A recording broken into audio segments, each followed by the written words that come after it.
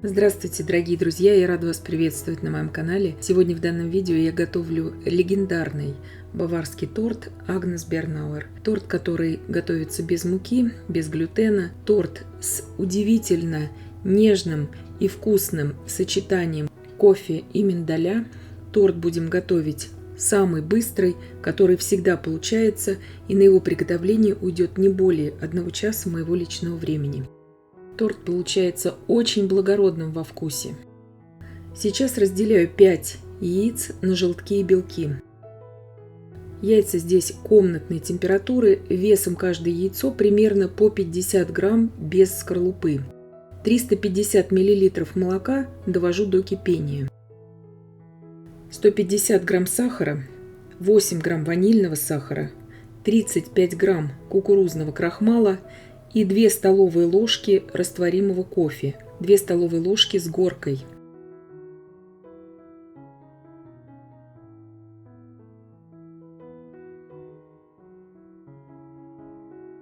Все перемешала. Вливаю туда сейчас 150 миллилитров холодного молока. Все это перемешиваю. Крем здесь очень вкусный получается. Также перемешиваю, разбиваю пленочки у желтков, тщательно их перемешиваю и соединяю сейчас все это с молочной смесью.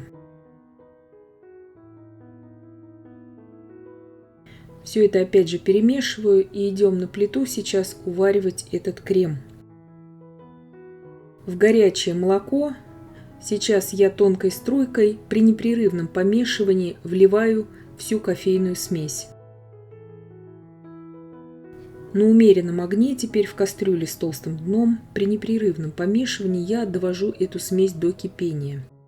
Как только начнет закипать эта смесь, то есть появятся первые пузыри в массе, провариваем еще примерно 20-30 секунд, не более. И снимаем все это с огня.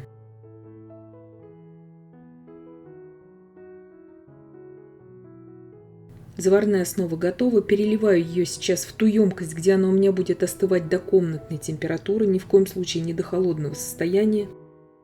И накрываю ее пищевой пленкой обязательно. Оставляю ее сейчас остывать. Приготовим тесто.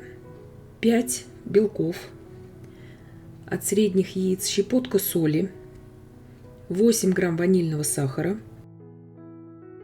Начинаю взбивать до такой легкой пены.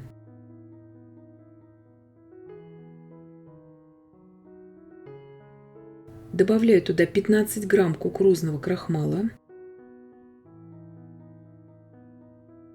Здесь не нужно заменять кукурузный крахмал на картофельный, нужно брать именно кукурузный. Порциями теперь добавляю 160 грамм сахарной пудры или мелкокристаллического сахара.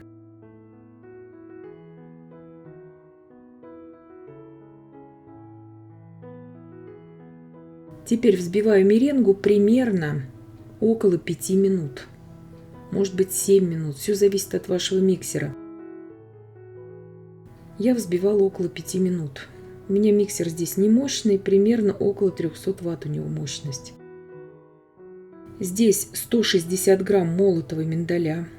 Здесь даже не миндальная мука. Добавляю туда 1 чайную ложку какао и 1 чайную ложку корицы. Эти 2 ингредиента добавляются обязательно по оригинальному рецепту.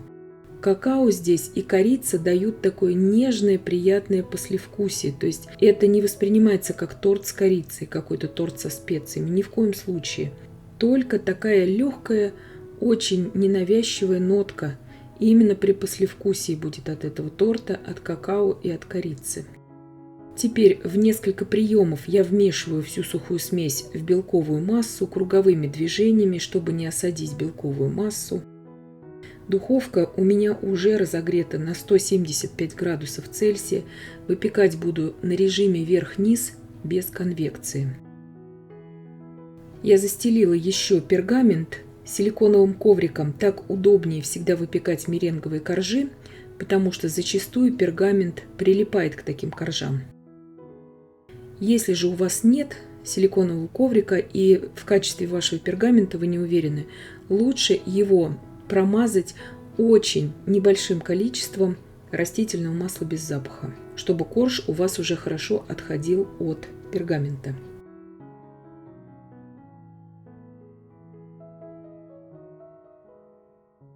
Теперь распределяем всю меренговую массу. Корж выпекается достаточно быстро, примерно 25 минут.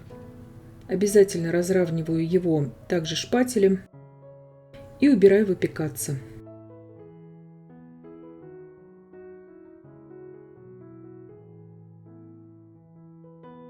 У меня прошло здесь 25 минут, корж уже готов.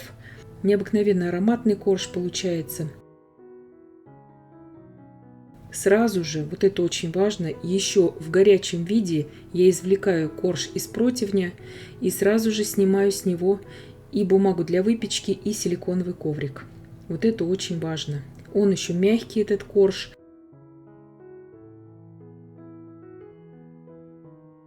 И также, пока духовка горячая, я 80 грамм миндаля обжариваю при температуре 150 градусов 10 минут. Еще теплый корж, это важно, я разрезала на 3 равные части. 250 грамм размягченного сливочного масла я взбивала примерно 3 минуты.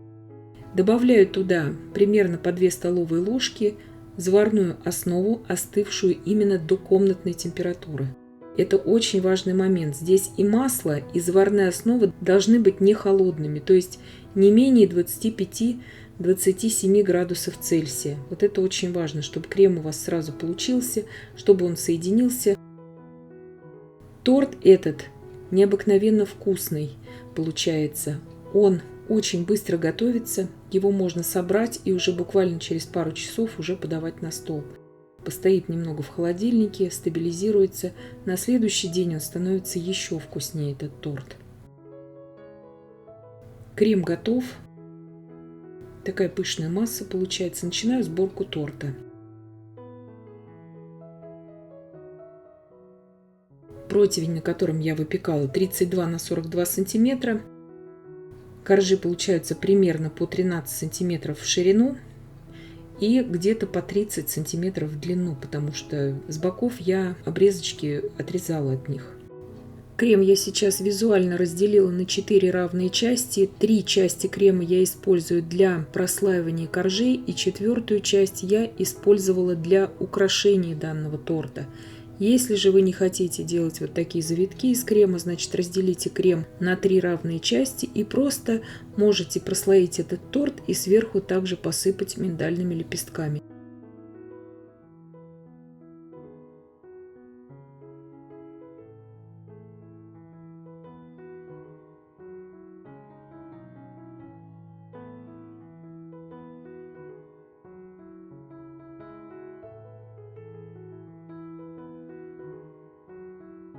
На пару часов убрала в холодильник. На другие орехи миндаль здесь заменять нельзя. У меня большое количество тортов именно и с грецким орехом, и с фундуком на моем канале, без глютена, также без муки.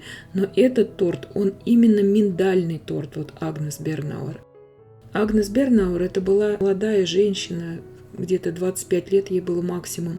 В средние века она жила. Она была жена баварского герцога, которая была из простого народа. В принципе, за это она и пострадала. Вот. И через века народная память ее помнит и посвящают ей также литературные произведения, художественные. И даже кондитеры посвящают ей свои торты. На моем канале есть рецепт именно круглого такого полноценного торта Агнес Бернауэр. Ссылочку я, конечно же, вам оставлю в описании к данному видео. Но вот этот вариант торта, который я сегодня представляю, это самый быстрый его вариант. Кому захочется приготовить на праздник, у кого мало времени, я советую приготовить именно вот этот.